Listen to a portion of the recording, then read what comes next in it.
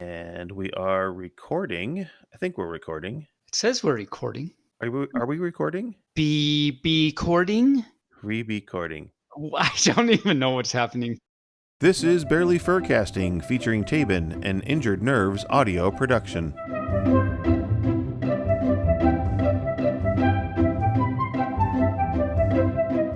Welcome to Barely Furcasting. I am Barely Normal, and you are? Hi, my name is Taebyn. I am a pup. Bark, bark. Bark, bark. So here we are once again. Hi. It's another Saturday. It's good to be here again. I just want to remind everybody right at the beginning that we have a Telegram and a Twitter account, both called Barely Furcasting. And the Telegram, it's a group that allows everybody to see the pods. You can't see a podcast. You have to listen to a podcast. It allows everybody to listen to the podcast. And there's a discussion channel attached to it. If you want to talk to the infamous Barely or the infamous Taebyn about the podcast, please feel free to join the chat. Infamous. I am evil pup. Infamous.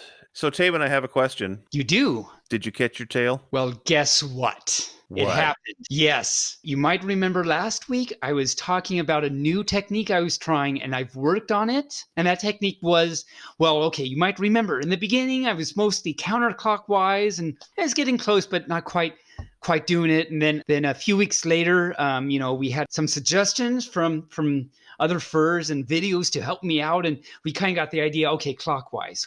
So I started doing the clockwise thing. And you might remember me talking about how that was working. That was getting closer. And then last week, you might remember I mentioned I was doing like a 3-dimensional, like an up and down thing. So I'd be going clockwise, but also kind of jumping and stuff, like a wave to kind of pounce on it. And I worked on that. And the other day, it happened.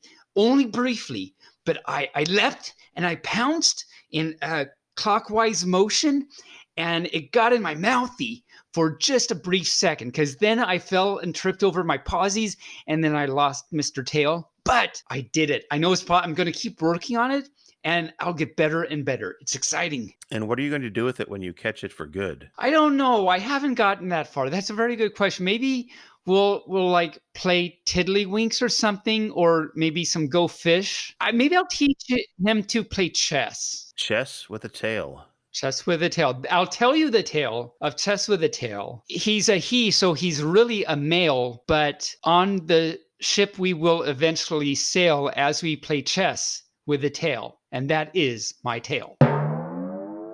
So our guest today is Zarafa. Yes, no, I'm excited. He's great. I've known him for a while. Nice, wonderful purple giraffe. I'm excited to talk to him today. He's got a similar color to you. He's got purple. He does. He's got a lot more purple than I do. You know, I have that purple in little fluffy places, but he's a big old purple giraffe. Wonderful. Well, I see he's ready, so we're going to jump right in and talk to Zarafa. Okay. We're here with Zarafa. Hello. Hi. It's so good to hear you, Zarafa. How are you doing? I'm doing well, Taebyn. How are you? I'm doing great. I'm excited because I'm a pup and I wag and things. Well, that's good. Well, Taebyn, why don't you go ahead and start asking Zarafa our questions? Zarafa, I want to ask you some questions. Sure. Are you excited? I am. I've been looking forward to this all week. All week. Oh my cow. That's a long time. The first challenging question. You will win a bucket of fluff if you get it right. Fluff is good. Where are you from? So I live now, and my home is in Northern California, outside of San Francisco, just north of the city, over the Golden Gate Bridge. I'm from originally the East Coast, outside of Philadelphia. I grew up in the suburbs of Philadelphia, so I'm an East Coast guy. Were you able to transition to West Coast life okay? It took a while. It's an adjustment. There is a cultural difference between East Coast and West Coast, but I learned how not to offend people out here after my first year or so. Well, good for you. Thank you for doing that for us. Oh, sure. I can do a really mean New York accent anytime you want. You know what I'm saying? Where did Zarafa go? Oh, my Lord. He just went away. Zarafa, come back to us. You know what I'm going to do? I'm going to sit on the stoop and feed the birds. Exactly. Yeah. So, Zarafa, you host a number of events in your community. Tell us about a few of them. I lead events that are fursuiting events that go out into the public, usually somewhere in the city of San Francisco. And it can be anything from a street fair. There's an event called the How Weird Street Fair, meant to celebrate the subcultures of the city. And boy, do we fit into that. Yes. We started out by getting a crowd of fursuiters on the world-famous cable cars. Oh, I've seen pictures. Oh, yeah, there's lots of pictures. But that event got so popular, we outgrew the cable cars. Oh, really? Yeah, they can only fit maybe 20 to 25 fursuiters at the most, and we would have over 50, up to 60 people. Wow. So we chartered a fake cable car bus, and that enabled us to go all sorts of places around the city, which actually turned out to be more fun. Because a cable car, like, it has its route, right? Yeah, it's stuck to the tracks. But even so, it's fun because we get people on the streets, drivers, high-fiving us from their cars as we rolled by. It was an amazing amount of fun. High paw. Do you remember the high paw, the epic high paw we did at TFF? I think it was year before last. Maybe it was last year. There have been many. So there was this one where we were in the tower. What's it called? The Reunion Tower. The Reunion Tower, and we were up there, and there's the very top, how it kind of very slowly turns. Yes. And we did an epic high paw thing where I stood on one side, you stood on the other. I have so for our one listener, or maybe two listeners out there, I have a video of this on my YouTube. I think it's just called Epic High Paw. It was quite fun. It was kind of hard to stand there that long, but anyway, I'll have to go back and watch that again. Yeah. So, Zarafa, I have a question for you real quick. Sure. You mentioned that you do something with fireworks. Yes. You may or may not know this, but I'm actually a licensed pyrotechnician. I am in awe and very jealous of you. I know of people that have that skill, and I think that's the coolest damn thing in the world. So what do you do with fireworks down there? Well, the city of San Francisco puts on a fireworks show on 1201 New Year's Day, right as the new year starts. I went there once, not in a fursuit, but with some other fursuiters, and the reaction from the crowd was utterly amazing. I had thought that it would be a bunch of drunken people because it's New Year's Eve, but instead what there is a bunch of families and people who are just out there to have a good time and celebrate the new year. And when I saw the reaction to the fursuiters, I thought, I got to do this again. So I went back the next year and organized an event. It started out small. People have a lot of other competing things to do on New Year's Eve. But there again, it's gotten to be 50, 60 people. And we just walk down to the Embarcadero, San Francisco's waterfront, and wait for the fireworks to go off. And it's just an absolutely wonderful way to bring in the new year. More exciting than some of the New Year's events I've been to, sounds like. It's a lot of fun because the atmosphere is just really joyful. It's not a drunken revelry.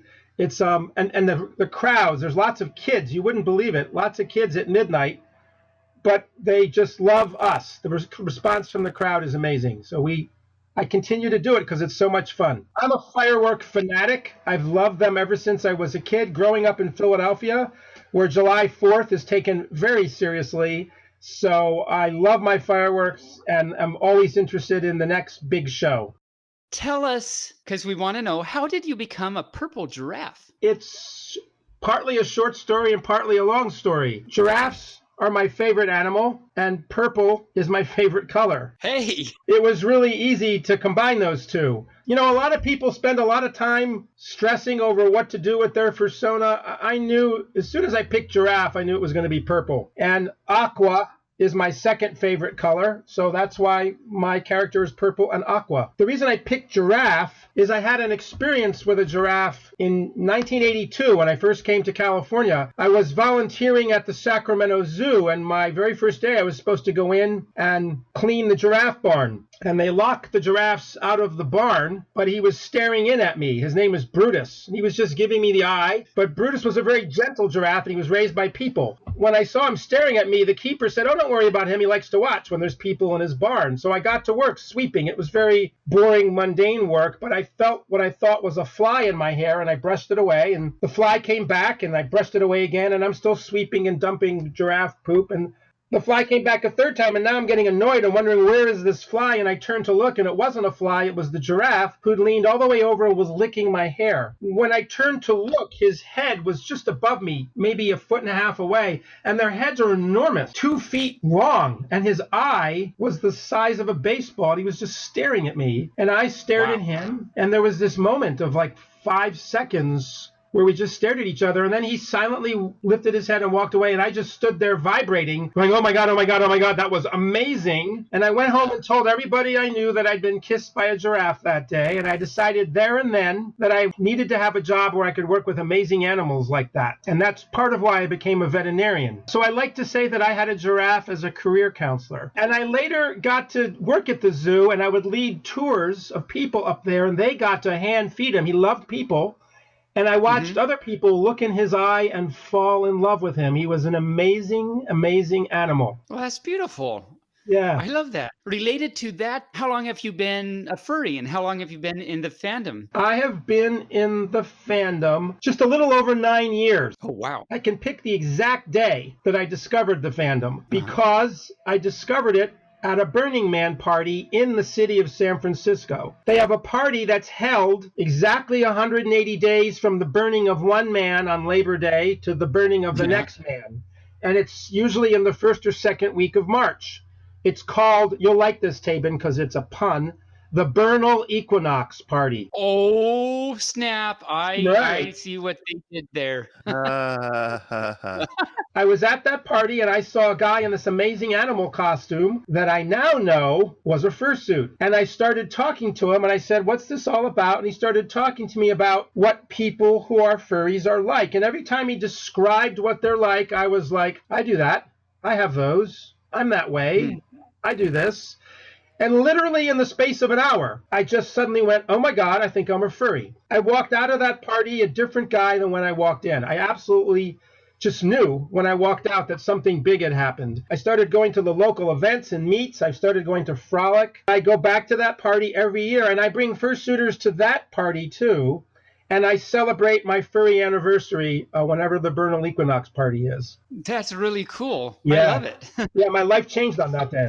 So you of course go to fur cons. How many typically do you go to per year, and what are they? I probably go to 8 fur cons a year. Wow. And that doesn't include the big Comic-Con in San Diego or Burning Man itself. The ones I go to, let's see, are, of course, FC and our local Pacific Anthropomorphic Weekend, and BLFC, which is only a 3-hour drive away. Anthro Northwest, I go to Furlandia, but only been there once. TFF, MFF, and I go to AC because I go back to Philadelphia usually every July 4th. And AC is right around then to visit my family. That's perfect. And I'm living out Motor City FurCon, because I have extended family in Detroit. And I figured it's a good excuse to visit family and go to a furry convention. And my extended family comes to the convention. I've had my 90-year-old aunt see me in my fursuit. That's so awesome. Yeah. She was great. She said she watched the whole parade, and I went up to her, and she speaks a little Yiddish since we're Jewish, and I said, Margot, what did you think? And she looked at me and she said, you're all meshugana, which is Yiddish for crazy, which I said, that's fair. And then she said the perfect thing. She said, well, if this makes you happy, that's great. And that's how my 90-year-old aunt reacted to finding out what my fursuit looked like. For the last few years in a row, I went to 6 cons per year.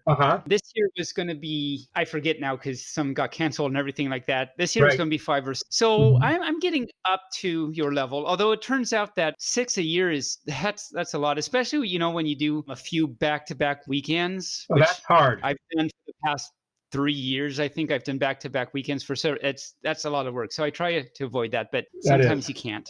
So you mentioned Burning Man, and I think it's obvious that Burning Man is a big part of your life. Huge. How does it cross into furry, do you think? Actually, it's so many things that overlap. Burning Man, it's very hard to describe what it is, but it's this large, huge creative experience that happens out in the Nevada desert every year. Burners, among many other things that they do, people that don't know anything about it think of it as a bunch of naked people running around on drugs. There are naked people running around on drugs, but that's just a tiny percentage. There's actually an enormous number of really creative people, and what it's all about is making up your own entertainment, your own creativity. The way that the fandom doesn't have any, everybody makes up their own characters, we all design our own personas.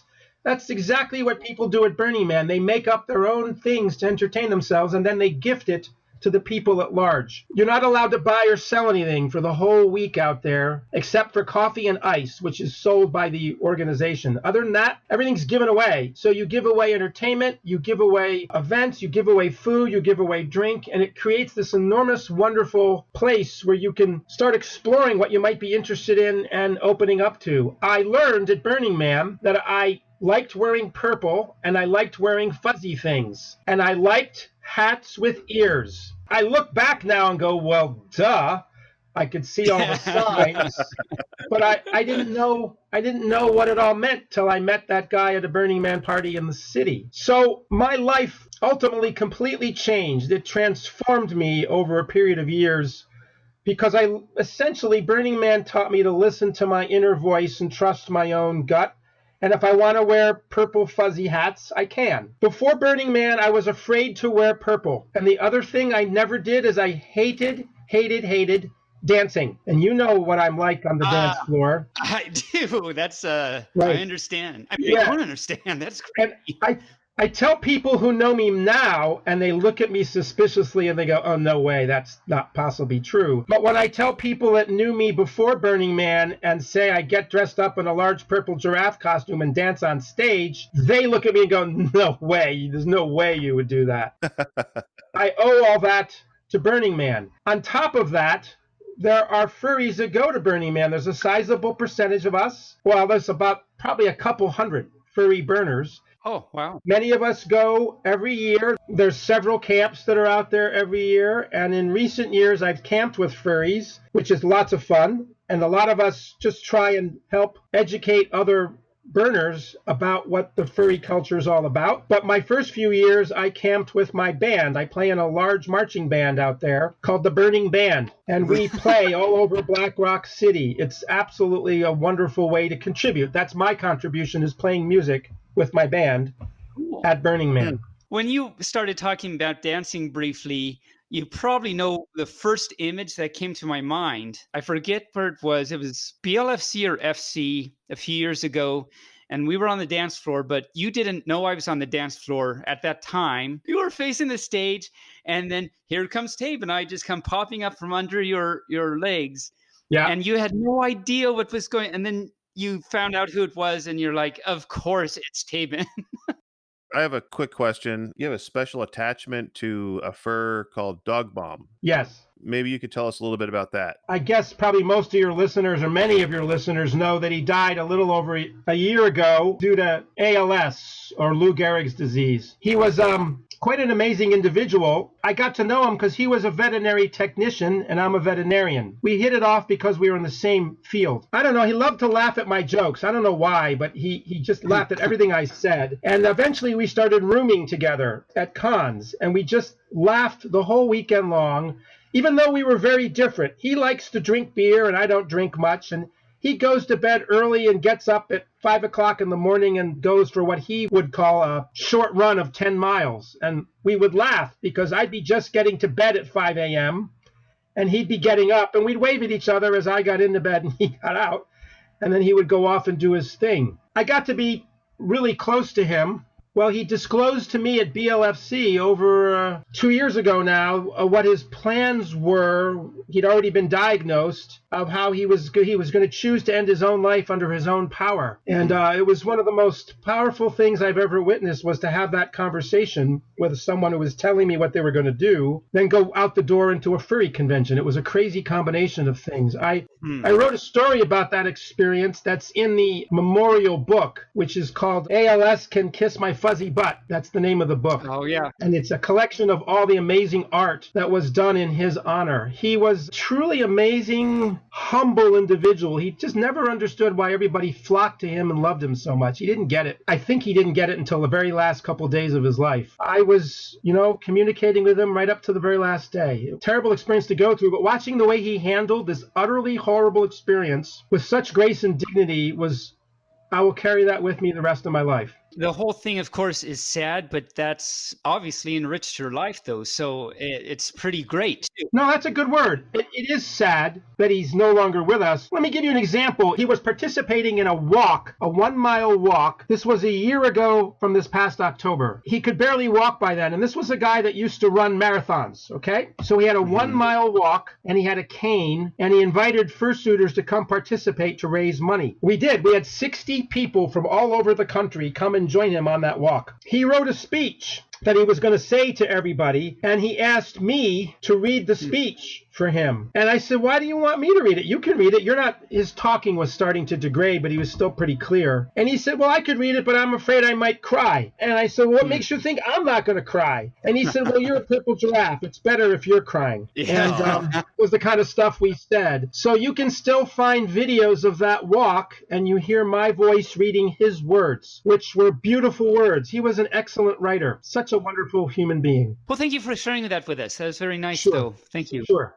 But what would you say is your biggest accomplishments, parenthetical S? I had a direct hand in helping save an endangered species. You did? Well, before I got out of vet school, before I got to vet school, I was working for the National Park Service, Channel Islands National Park. And they have a little species of fox that is found on these islands off the coast of Southern California. They're called Channel Islands foxes, and their population started to crash. And so the Park Service that I'd already worked for asked me to help them as a veterinarian to learn if there was a medical reason. And to make a very long story short, we learned that bald eagles died out on those islands because of DDT in the Los Angeles basin. Golden eagles took their place. Bald eagles don't eat foxes. Golden eagles do. So we started this massive project to get rid of or move away all the golden eagles, replace them with bald eagles, and keep the foxes alive. And believe it or not, it was a success. And I was the veterinarian for that project. I've examined hundreds and hundreds of these beautiful little foxes. About 7 years ago, there were so many of them in captivity in the cages we had for them, we had to release them. And enough golden eagles had been moved away that we deemed it safe. And now the population is flourishing. I get to say I was part of a team that directly helped save an endangered species. And that's, quite frankly, one of my proudest accomplishments. Yeah, I bet. No, totally. That's that would feel awesome. And they're cute little foxes in it, so that makes it an even better thing. Little known fact, I almost picked Channel Islands fox as my primary fursona. And I went to my very first fur meet, the Berkeley Fur Meet, and people said, what are you thinking of being for your fursona? And I said, I don't know. I'm trying to decide about fox or giraffe. And when I said fox, everybody went, whoa, you know about foxes, don't you? And I'm like, no, what about them? And they told me some of the reputation of foxes, and then someone said the magic word, besides, there's lots of foxes. And I went, all right, I'll be a giraffe, just like that. Yeah. So, Zarafa, we're coming to the end of our time. Is there anything else you'd like to share with our listeners? I just can't say enough how proud I am to be part of this community. It's changed my life. I've discovered this wonderful, creative, warm, offbeat bunch of people that fits me. The community just fits me like a glove, and it's completely changed my life, and I am honored to be a part of it. I love it. Well, and we love you. We do love thank you, Taebyn. We love you too. Well, Zarafa, thank you for joining us. It's been great to talk to you. You're welcome. We learned a lot about you. I'm sure our listeners learned a lot about you too. There's some stories there that I'm sure a lot of people don't know about. Yeah, no, they're all very cool stories. Yeah, thank you. Well, it's been a pleasure talking with you both. You both stay well, and I'm looking forward to whenever the next con is safely allowed to happen. Me Absolutely. too. Thank you. See you next time, Zarafa. Bye-bye. Wow, that was great talking to Zarafa. That was a lot of fun. That was great. He's a pretty amazing giraffe. He's done and seen and known a lot of stuff, apparently. He's lived a pretty good life so far. There was a lot I learned about him and about things in general. I had no idea. How many people do you know that actually help save an endangered species? I know one that I know of. Yeah, one right now. Yeah, it's like, wow, that's incredible. It's good having him on. Taebyn, Yes, hi. have you been watching anything on television? I've continued. You might remember last week I was talking about I started rewatching Big Bang Mhm. Theory again from season 1. And so I've continued that, and that's great. I'm still on season 1 again. As I said before, I've seen them all, but it's great this second time around. What else? Oh yeah, so I had been watching, and the new season of started again. So I've been watching Riverdale. Have you heard of that? Yes, it's about Archie and Yeah, Veronica and those people. and Betty, Jughead and stuff. Yeah, so they did a real life, yeah, pretty much. But they did non-animated. If you like hot boys, you might want to check it out. I'm just saying. And if you're a listener and you like hot girls, they're also there. If you like hot fudge, if you like hot pizza, if you like hot bread, they have it in this show. So it's got something for every fur. I did watch one episode of that. It seemed a little on the dark side. It's really not comic booky, it's more adult themed. It started out comic booky, but I forget, maybe it was around season 2. It started getting dark, and it definitely has some dark things to it. It's still very entertaining and wonderful, but yeah, I guess that's something good to know, that if you start watching it, it does start out nice and fun and comic booky, but be ready for it to kind of take a slight darker turn. There's kind of a side, not a spin-off, but a adjacent story of Sabrina the Teenage Witch. That's a Netflix also, but it's more dark. And they talk about Riverdale, and they talk about her first boyfriend came from Riverdale High. So there's a Oh, really? crossover. I haven't seen that yet, so I did not know that. Maybe I'll have to remember to check that out. Sabrina, huh? Sabrina, yeah. And what have you been watching, Barely? I started watching Central Park on Apple TV. I haven't heard of it. You don't have Apple TV. I don't, so maybe that's why. That's probably why you haven't heard of it. So Apple TV launched, I want to say about 6 or 7 months ago, maybe a year ago now. I don't know. Everything blends together. They had some original programming, Uh-huh. and this is an animated show from the same people that brought you Bob's Burgers and Archer. Oh, Yeah, wow, really? Both of them. Okay. yeah, yeah, yeah. And it's kind of a musical cartoon. Okay. So it's animated, but there's a lot of singing and dancing. Singing and dancing. Kind of a cartoon version of Glee, I think. Oh, okay. That's interesting. But not with the Glee characters. It takes place in Central Park, New York, and of course there's an evil matriarch who has lots of money that wants to close the park, and there's all the little people that run around the park and like flowers and stuff. Mhm. And then there's a narrator that kind of comes in there with all of he breaks the fourth wall and talks to the Oh, audience. the matriarch that goes into the park with the guy that does what you just said, something rhymes with bark, Bark, park, Mark, and don't snark. or else you might come apart. I don't know. We're we're spinning out of control here. For any fur that knows me, they're not surprised that that happened. Do you have a math story this week at all? Well, I don't know if you'd call it a story, but you know what paradox are. There are two things that give you band-aids, Ha ha! or two things that you park your boat by, because it's a paradox, Right. or things that go quack quack. Oh, no, that's a paradox. That's a pair of ducks. Yeah. Right. Oh, right.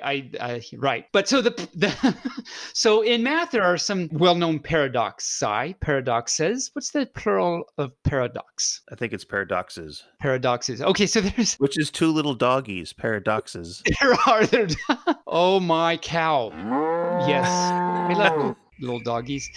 So there's actually a lot of paradoxes that come out in math. One of them, so I'd like to talk about two well-known ones. One of them is called Zeno's paradox, and it has mathematical formulations and stuff, but it really goes, you can never get from, if you're walking along, you can never get from point A to point B, because every time you go somewhere, you have to go half the distance to get there. So if you're going from point A to point B, well, you go half the distance, and then at that point, you have to go another half of that remaining distance to get there. And then from there, you have to go another half, and so on and so forth. And since you're always going half the distance, you can never close the distance to zero. So you can never get from A to B. Wow. Yeah. So, I mean, that's something to think about. So wait a minute. So if I'm going to work, Yeah. Huh? I never really get there? You've never really been to work. Wow. And you've never been to the refrigerator to get your papaya. Then how am I alive? I have no idea. You're a figment of your own imagination. Oh no. Oh no. And so am I. It's just, this can go in so many directions. You see where this is going. Another well-known paradox, and there's different variations of Zeno's paradox. Popular one is like shooting an arrow at a bullseye. It can never get there and that sort of thing. Another one is called Russell's paradox. Bertrand Russell is his name. There's a mathematical formulation in terms, it has to do with set theory, and it says that, well, don't worry about what it says mathematically, but common quote unquote layman's term, that is non-math way to say it, is imagine you're in this town, there's a town, and there's a barber. It's a male, there's a barber. There's only one barber. And the barber is the only one in the town that shave the men who do not shave themselves. So the question is, who shaves the barber? Okay. Who shaves the barber? I'm glad you asked. Let me tell you. So remember, the barber is the only man in the town that does the shaving, and he's the only shaves the ones that do not shave themselves. So the barber cannot shave himself, because if he did, that contradicts the definition of the barber. The barber is only the one that do not shave themselves. But if he shaves himself, then he can't be that one, right? Because he's shaving himself. So he can't shave himself. But then by definition of the barber, he has to shave himself, because he's the one that shaves those that don't shave himself. Oh, my head hurts. So it's, and there's different variations of this thing too. Maybe in another one, I'll tell you another variation of this having to do with words and things. Your brain is a lot bigger when it comes to this kind of stuff, because my little bear brain is just exploded all over my console. Oh, well, that's a little messy. I hope you have a little, like, something to clean that up. I hope so too. There was no news this week, so we can't do a furry in the news. Oh. So I tried real hard to find furries in the news. With nothing going on, it's hard to get furries in the news. It's hard. I tried last week, I remember, to find some, and I couldn't find any either. So maybe better like next week. Taebyn, it's time for This or That. This or that. Pigs in space and kitties and stuff. Kitties. Meow, meow, meow. All right. Bark. So we're going to start with a simple one. Okay. So when you have ice cream, yes, do you prefer it in a bowl or in a cone? Oh, I prefer it in a it in a cone. But the problem is when I go to lap it up and everything, like the ice cream goes off the cone because my tongue is pushing it off everywhere. So it ends up not being very useful. I do start lapping in the little cone part too, and that's a lot of fun, but then it kind of floats around and stuff, and I keep moving it everywhere, and I can't, then I have to put my little pawsy on it. So it's just not that efficient, but I do prefer it. So I end up having to go with a bowl, because then my puppy dish, because then I can lap it up and everything. So it's a matter of, I prefer the cone, but what do I actually use? I use puppy dish. All right. Okay. Would you prefer, well, I'm just going to say prefer. Let's say which one you like better, a shower or a bath? I think I prefer a puppy bath, because then I can just jump in and kind of splash around with my pawsies and stuff, and then shake off, and it goes everywhere, and it's kind of good. Showers are good too, but I just kind of stand there, and it's not as fun to splash around with pawsies. That's very true. Okay, this is a toughie. Oh my fluff. Beer or wine? Beer or wine? Well, I've been told I've had some beer put in my puppy dish once, and if it is what that was, it was okay. I hear there's lots of different types of beer, so I haven't had it all because my puppy dish can only hold one at a time. I've also been told that what that was in my puppy dish at a different time was wine, and it was a good wine. And of course, I've been told that there's lots of different types of wine. So, and my puppy dish can only hold that one wine. So the one wine I had, I liked. So based on these isolated incidences, I'm going to have to say wine. But as a puppy, sometimes I do whine. Yes, you do. After I bark. Bark and whine. I bark and whine. Bark and wine. Sounds like a good furry restaurant. Bark and wine. The bark and wine. This is going to get you very excited. Tail go wag already. Oh, fluffy snap. I was going to say tennis ball, because those are fun and they fit in my mouth really well, and then you can run around with them and then Like you can even throw them for yourselves and everything. And frisbees you can't as much. But a frisbee, like when it's flying through, I like running, and the wind through my fluff and everything, and then I jump and then I catch. And you'd think that I'd be able, I mean, maybe that's why I'm not good at chasing tail, because I don't catch it all the time. It usually just bounces off my nosy and stuff, but it's still fun. So, that's a real hard one, but I think I'm going to have to go with tennis ball. I know you have a couple of tennis balls. I haven't seen any frisbees that you own, though. They're around somewhere. I don't know. I think it's because I do end up with the tennis ball a little bit more often, and so that's just kind of the ones I get distracted with and stuff. Well, Taebyn, I think that brings us to the end of our day, or at the end of our cast here. The end of our cast. The end of our cast. It's always a pleasure to get on the cast with you. It is always a pleasure to do the same with you, Mr. Barely. Well, with that, we'd like to invite everybody to come visit us on our various areas. You can email us at barelyfurcasting@gmail.com. You can get onto Telegram, or you can get on Twitter, anywhere you want. Please reach out to us. Let us know how we're doing. And remember, you can listen to this pod on any of your favorite podcast platforms. We're going to say goodbye. So bye, everybody. Bye, Everyfur. Have a good day. Or let's talk at you next time, I guess. Bye-bye. Bye. Barely Furcasting is an Injured Nerves studio production. All opinions expressed here are those of Taebyn and Barely, and neither received any commercial compensation for their opinions. The Furcast is recorded and edited by me, Barely Normal, aka Mike Began. Opening, interstitial, and closing music by Shane Ivers through silvermansound.com. Taebyn can be reached on social media at TaebynPup on YouTube and Twitter.